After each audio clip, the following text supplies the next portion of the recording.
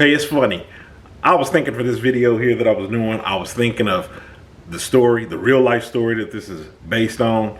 And I started kind of chuckling because it sounded really similar to another situation with another person that was particularly close to me. And I'm laughing because I'm just like, man, you know, these same situations, they come up and they come up with a different starting point. So you might not readily identify what they are until after everything's taken place, and you're just like, same old, same old. Won't get caught into that again. So I'm saying that for people who have been watching the videos on this channel, and you're like, oh, yeah, I know what he's talking about. He used this example in another video. I can assure you, for this one, I didn't. Because, like I said, they're pretty vague because I try to leave people, well, I do leave people's names out of the video because it's not important.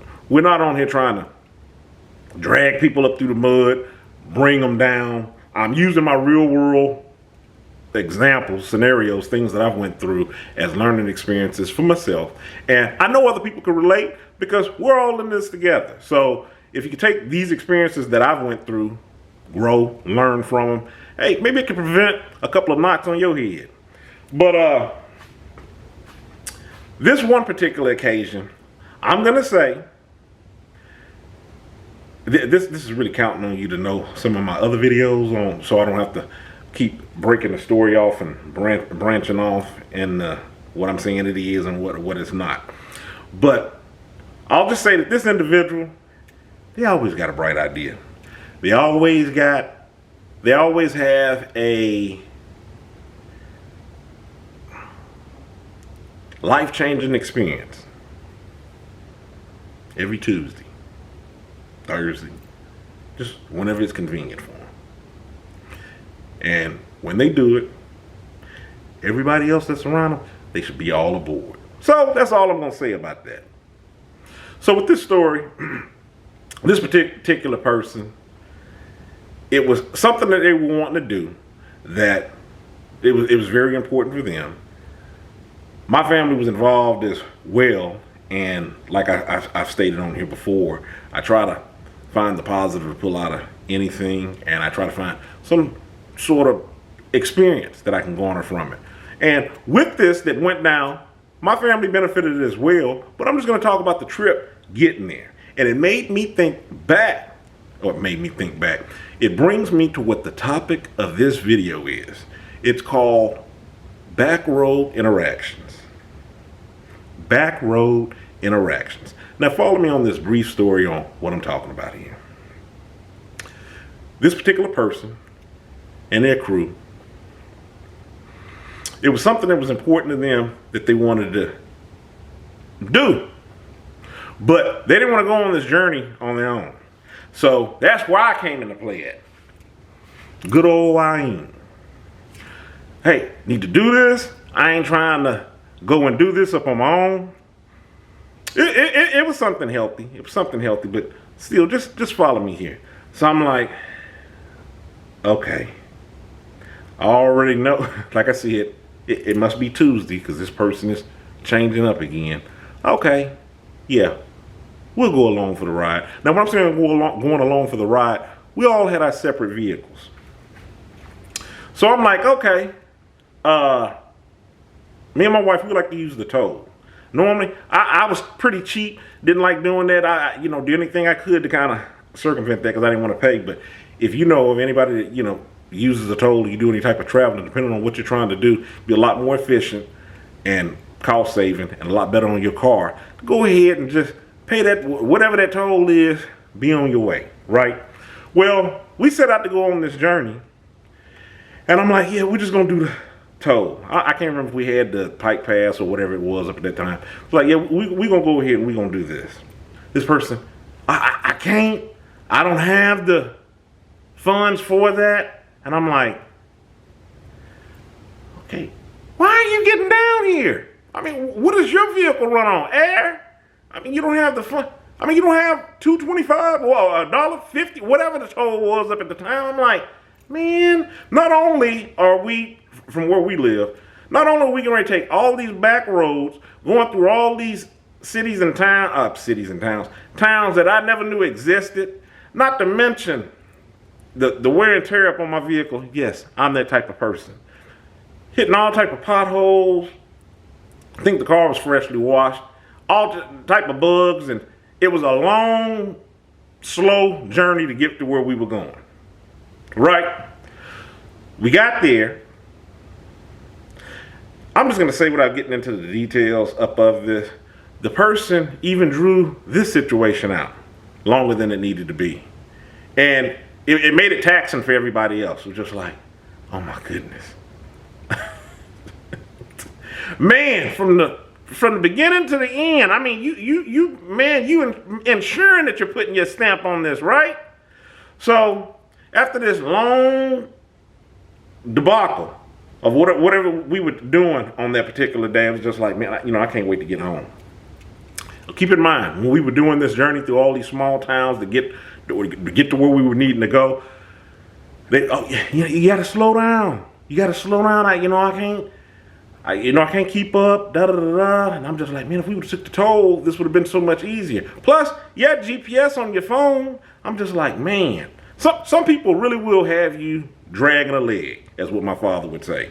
It's like you're dragging one leg. You can't walk upright. You're capable of walking upright and in, full momentum, but you can't because somebody's hanging on to your leg. So you're dragging a leg. So we're getting ready to come home after this pretty long day. I had enough. So we were gonna take all these back town ways to get on home. And I think we'd hit like maybe, I don't know, it must have been this particular road or a piece of the highway, with the exception of it being a turnpike or anything. This person, and wait a minute, so you get a full understanding of what I'm saying. This was gonna be like the last little long stretch before we got home. And this person, when we got on the road or whatever it was, a highway, they immediately, recognized it, were like, oh, I know my way home. And now this was after the turnpike. So now if they had kicked in and had this realization of things, we could have took an easier way home for us to get home to, go on about our day. But this person, right after we passed the turnpike, they go, oh, I know where we are. They pull out from behind us. Keep in mind now, remember earlier in the story I told you they were following us. There was, hey, you're going, you can't be going too fast. I got to keep up. They pulled out in front of us and shot on. And I think I might have even tried to call. Man, you know what? I was furious.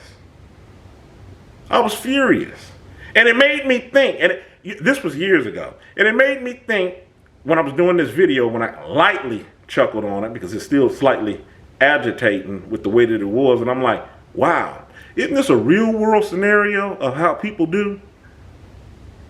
How they slingshot around you? How people get jealous of when you're doing things? I'm not saying that this situation was pertaining to that. This is a metaphor to that. But when people get jealous and they're trying to hold you back on certain things, hey, no, don't leave me. When they get their bearings up about them, they're gone and they leave you in the dust.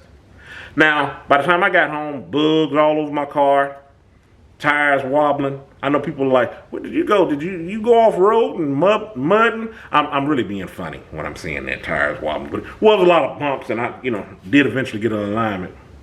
I'm one of the people get alignment, maybe every 10 to 15 years. But this unnecessarily moved up my time clock for when I needed to do that alignment. So being funny with that. But anyways, and it made me think back to, I'm just like, man, basically, I felt held back the whole day. And it wasn't even my ordeal. If it had been up to me, I'd have just stayed at home. But I'm just like, you caused me to drag one leg all day, and then at the last opportunity, where you could have just said, hey, I recognize this, or even if given a call. I kind of thought it was rude from that standpoint. I'm like, man, you're going to do this. You could have given me a call and say, hey, look, I'm familiar where I am. If y'all want to take that turnpike on, on the way home, to go ahead and do what you do. And I'll just say, we don't live that far from one another. And I was just like, man, this was an entire day, to me, it was just unnecessarily frustrating. And like I said, going back to what I was stating when I'm talking about this is how I came up with the idea for this video. I thought about it. I said, this is how people do you all the time. There's other instances of this person where they don't know how to do anything when they're trying to get something done. Once you show them, it's like, hey, give it back to me. I got this now. Don't need any more of your help. I got this. I know how to do this. It's that type of person. And it made me think about these backroad interactions. Since we took the back road, it's these type of backroad interactions that we have with people that hold us back when we know time and time again what the destination is. We know that we're going to take a trip down a back road. We're going to be hitting plenty of bumps. Hope you hadn't washed your car, or I hope you plan on washing your car when you get done riding this journey with them. Same thing with you. I hope you plan on cleansing your life when you get done going down this road with this person. And you're going to need to take a shower because you're going to be dirty when you get up.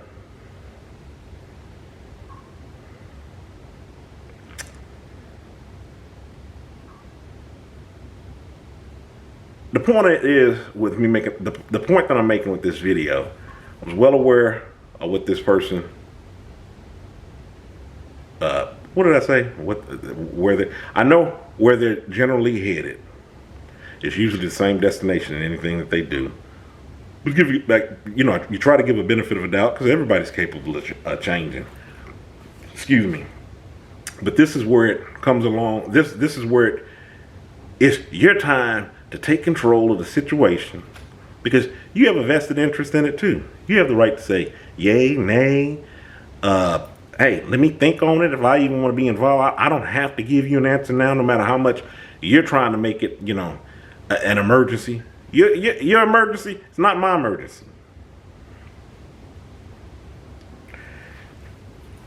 It's a prime example of how to set up boundaries.